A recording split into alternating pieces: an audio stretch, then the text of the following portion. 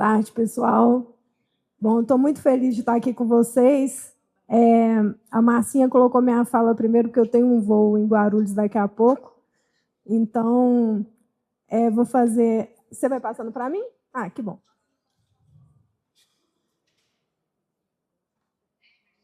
Tá bom. Eu vou começar a fazer a apresentação, e a secretária deve chegar. Eu vou parar um pouquinho para ela fazer as boas-vindas, depois eu continuo. Tá, vou falar aqui hoje sobre o papel da política pública na competitividade de destinos, mas o motivo da minha presença aqui é que a Turismo 360 tem um termo de parceria com a Precesp, e a gente desenvolveu junto o Observatório de Turismo da Precesp, e eu estou muito feliz de estar aqui comemorando os 40 anos dessa entidade. A gente trabalha no Brasil todo e é muito difícil você ver uma entidade tão estruturada, com tanto tempo de vida aí, né? Pode passar. Bom, vou apresentar rapidamente para vocês a Turismo 360. É uma empresa de consultoria que vai fazer 15 anos em 2026. A gente trabalha no Brasil inteiro. Temos mais de 100 projetos executados. E o modelo de turismo que a gente acredita é esse modelo capaz de gerar riqueza, de manter floresta em pé, de manter cultura e gerar renda para quem mora nos lugares. Acho que isso é o mais importante, né? Por isso, a gente assinou, no ano passado, durante o One Planet Forum, 2 tratados, junto com a ONU Turismo e o One Planet, que é a Declaração de Glasgow. Então, a gente se comprometeu a não emitir, a mitigar todo o carbono que a gente emite. Então, a Turismo 360, em 2026, será uma empresa carbono zero. Todas as viagens que a gente fez estão sendo compensadas. E esse acordo é um acordo que qualquer empreendimento da cidade de vocês pode assinar. E é bem bacana. Acho que a gente tem que, todo mundo pensar que fazendo a nossa parte, a gente vai estar ajudando todo, né? E o acordo para o plástico único no turismo, que a gente também assinou, como empresa de consultoria, o que a gente pode fazer é divulgar, né, que existe esse acordo. Claro que, por exemplo, hotéis, restaurantes, eles têm a capacidade de diminuir muito mais o plástico, né? Então, o plástico de uso único no turismo, ele é muito impactante. Quem mora aqui em cidade litorânea sabe disso, e a gente tem que tentar reduzir o consumo de plástico na atividade. A gente tem que pensar que o turismo impacta demais nas questões climáticas, e aí a gente tem que fazer por onde, né? Cada um de nós. Pode continuar? Tá bom. Também queria divulgar para vocês a cobertura da COP30, que a gente fez através do nosso portal de conteúdo, junto com a Universidade de Brasília, o Laboratório de Estudos em Turismo da UNB. E aqui, nesse QR Code, a gente tem uma página lá com todos os vídeos, todos os artigos que foram produzidos aí durante a COP. Tá bom?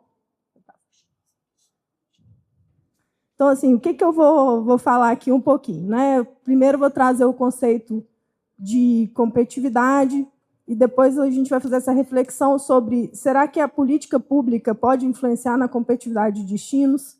E, por fim, eu vou trazer uns exemplos práticos, assim.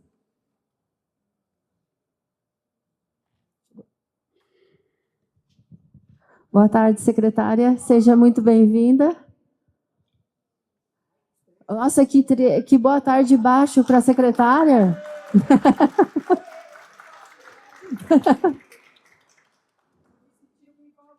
Imagina, seja muito bem-vinda. A gente já falou aqui, secretária, que todos nós, que tudo em São Paulo vira Cult SP e todos nós somos Cult Lovers. Obrigada. Ela está terminando, a gente já... Maravilha. Então, vamos lá. Pode. Então, assim, primeiro eu vou falar de conceito de competitividade. Pode passar. Esse conceito, ele é um conceito complexo e não tem uma única definição, e acho que não estamos tão certos disso. Porque competitividade é você atrair o maior número possível de turistas que vai gastar o maior número de recursos dentro do seu território, né? Basicamente isso. Pode passar. E essa equação, ela não é tão óbvia, né? Trazer mais turistas que vão trazer mais recursos para o meu território, isso não é tão óbvio, essa contribuição não é tão óbvia assim. O turismo é um setor muito complexo de ser mapeado, né? Então é muito difícil, inclusive, a gente ter esses números. E aí a gente faz essa pergunta, né? Será que esse é o melhor caminho? Trazer o maior número de pessoas para poder impactar lá na minha cidade? Será que é o melhor caminho? Será que eu não tenho que buscar ter o público correto para o tamanho da minha planta hoteleira, mais qualificado, ter experiências mais memoráveis, de alto valor agregado, para as pessoas gastarem mais? Então, essa é um pouco da conta aí que a gente tem que fazer. E aí, na competitividade, você tem fatores diretos e fatores indiretos que podem impactar, né? Então, assim, fatores indiretos, ambiente de negócio, infraestrutura geral, coisas que você não tem ali gerência sobre elas e que podem impactar muito, né? Covid-19, né? Coisas que a gente não tem nenhum controle. E fatores diretos, aí tem a questão de infraestrutura turística, né? Atrativos. Por exemplo, a gente sabe que quando um atrativo ele tem um acesso melhor, eu tenho um volume maior de turistas. Então, tem coisas que a gente pode fazer e que podem realmente impactar na competitividade. E aí fica essa minha pergunta, né? Políticas públicas podem influenciar na competitividade? Eu digo que sim. O que vocês dizem? Sim, né? Muito bem, vamos lá.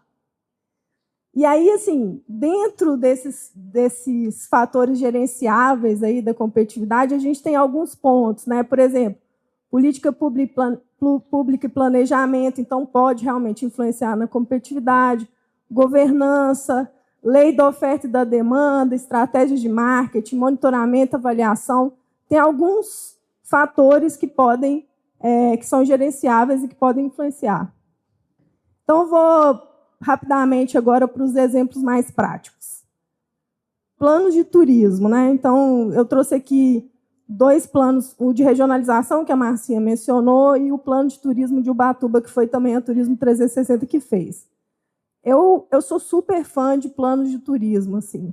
Agora, com 15 anos de empresa, a gente começa a revisitar lugares que a gente planejou o turismo há anos atrás, e a gente consegue ver o tanto que o planejamento fez diferença para os destinos.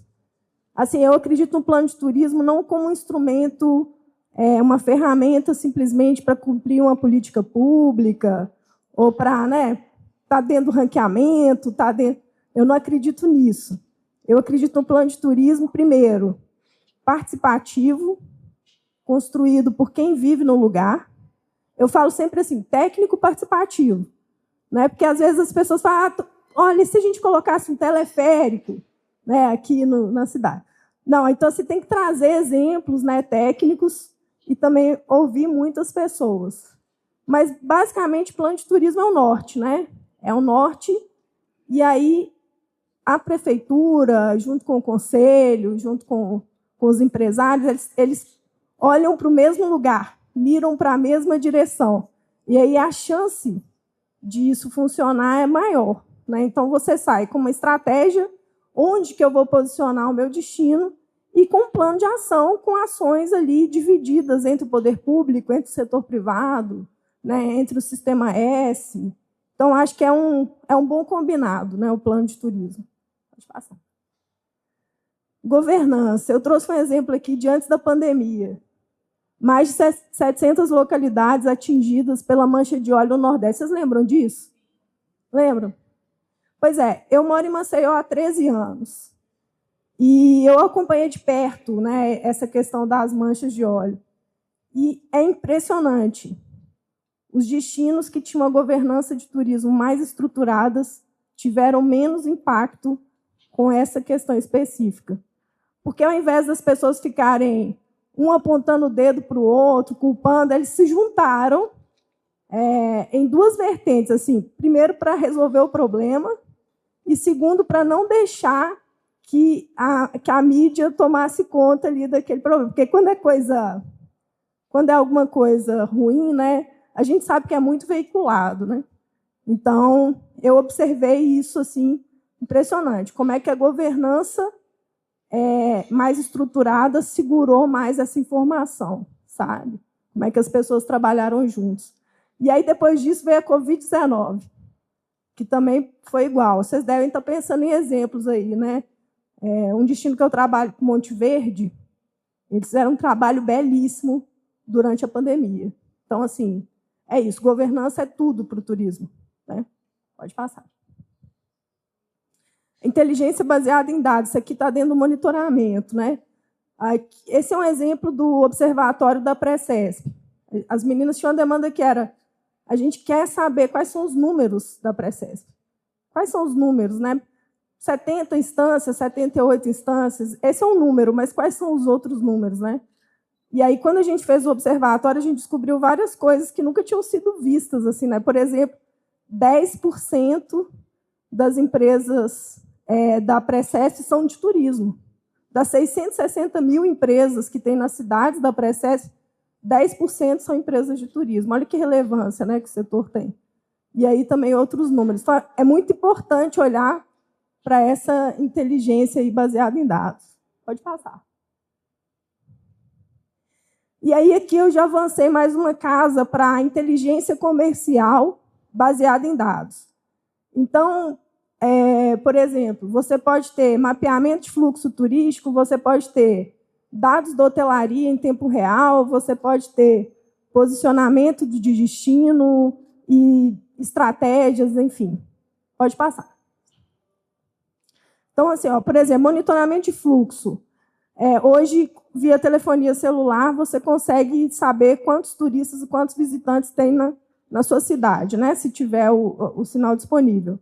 Então, por exemplo, São Paulo recebeu 35 milhões de turistas em 2024.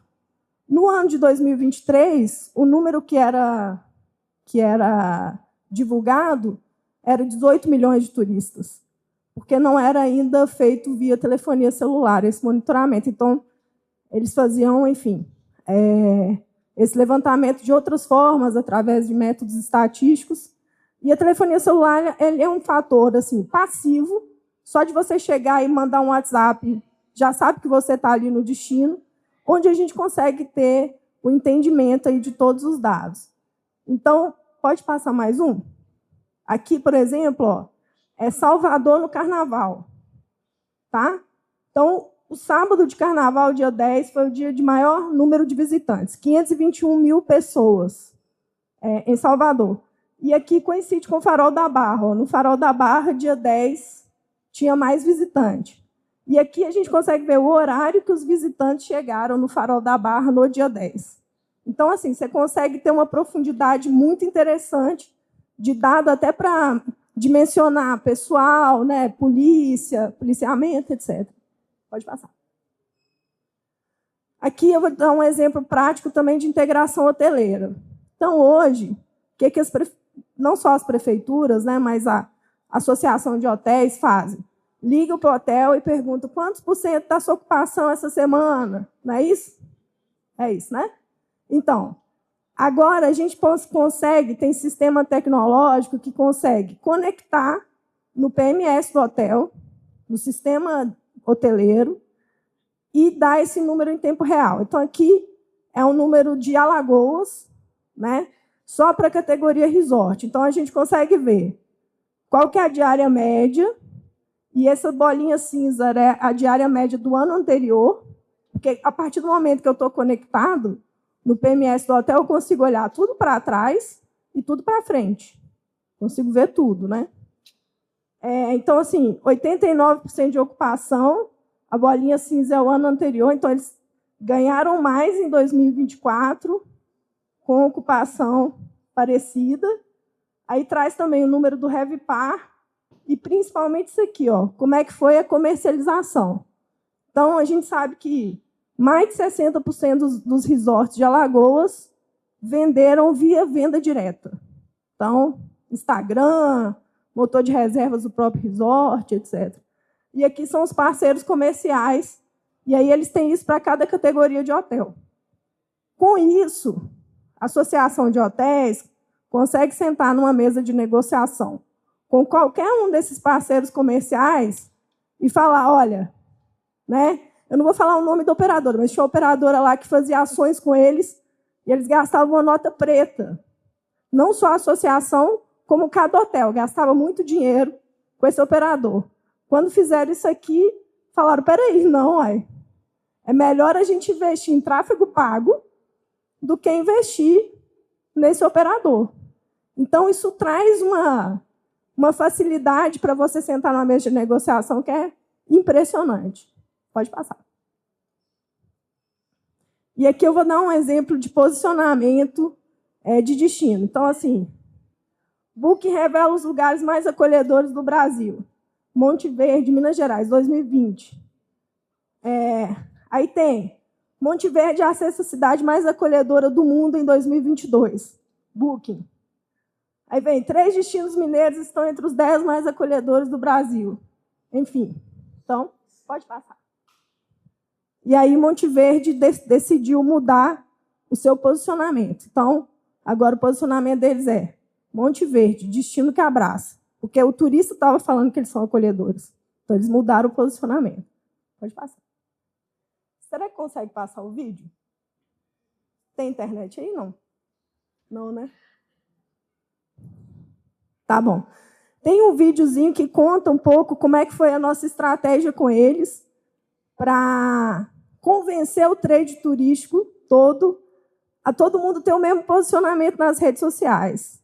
Lá, além dos empresários, tem Instagrams específicos da cidade, e aí cada um se posicionava de uma forma, falava alguma coisa. Então, a gente montou um posicionamento único, e assim, acho que a nossa grande vitória foi a campanha do Natal do ano passado, que os 6 influenciadores da cidade fizeram uma campanha juntos com o Visite Monte Verde para poder... pode passar. Para poder fazer essa divulgação. E aí saiu um estudo do Travel Lab, e aqui Monte Verde figura entre os 35 destinos mais queridos na rede social, depois desse trabalho de posicionamento. Pode passar. Aqui eu estou dando um exemplo prático de estratégia comercial. Por exemplo, meu destino ele vende muito venda direta. É muito bom fazer fanpress, né? Trazer influenciadores, você já deve fazer isso, já deve estar no dia a dia de vocês. Aqui é um exemplo de Paulo Afonso, na Bahia, e como é que a gente tem que tentar trazer sempre o influenciador certo, que tem a ver com a identidade do lugar, e que o público conversa com o destino, né? Então, aqui, esse vídeo da Viajando com a Gabi, ele teve mais de 1 milhão de visualizações, né, do fanpress que a gente realizou. Mas isso é esse match entre qual influenciador que eu vou trazer e quais são as características do meu destino. Isso é bem importante. Pode passar. Um outro exemplo é a questão do turismo de experiência. Assim, turismo de experiência não é tendência, é realidade. E ele é um turismo onde o viajante está no centro da história. Está no centro, ele é cuidado para ter experiências memoráveis no destino. Então, é muito mais do que ter um produto turístico. É um produto turístico de experiência. É um passo a mais, né? Não é a observação do céu apenas, mas é a observação do céu com uma pessoa do lugar, me contando a visão dela, com um cafezinho quente, com chocolate quente. Então, é um turismo que mistura os 5 sentidos, o cuidado, e tudo de melhor que eu posso fazer ali para tornar aquela experiência memorável. Esse é o turismo de experiência. E, só para vocês terem uma ideia, o Sebrae tem um polo específico de turismo de experiência. E está no centro da estratégia do Sebrae trabalhar esse tema. Então, só para vocês terem uma ideia do que a gente está falando. Pode passar. Então, é um turismo onde a autenticidade é aquele alicerce invisível, né? Eu chego no lugar, é um lugar frio, as plantas elas são plantas de lugar frio, as casas elas são feitas por conta do frio. Então, tem características no lugar, né? A comida é uma comida que tem a ver, né, que é plantada ali no lugar, é autêntico. né, é autêntico. O artesanato é dali, tudo isso traz essa autenticidade. Aqui tem outro vídeo que também não vai passar, mas é de uma experiência cultural que a gente montou no complexo de Paulo Afonso, que é uma hidrelétrica, primeira hidrelétrica do Nordeste, lá na Bahia. Tá? Mas, assim, eu vou mandar os vídeos pela Marcinha, depois vocês podem ver. E aqui, eu estou deixando para vocês o QR Code do Polo Sebrae de Turismo de Experiência. E esse livro foi um livro que eu fiz a partir de uma missão técnica que a gente participou agora em outubro, para o deserto do Atacama, que é um destino referência em turismo de experiência. E ali no site do Polo vocês vão ter vários materiais sobre turismo de experiência. Então, achei válido trazer. Bom, é isso, Marcinha.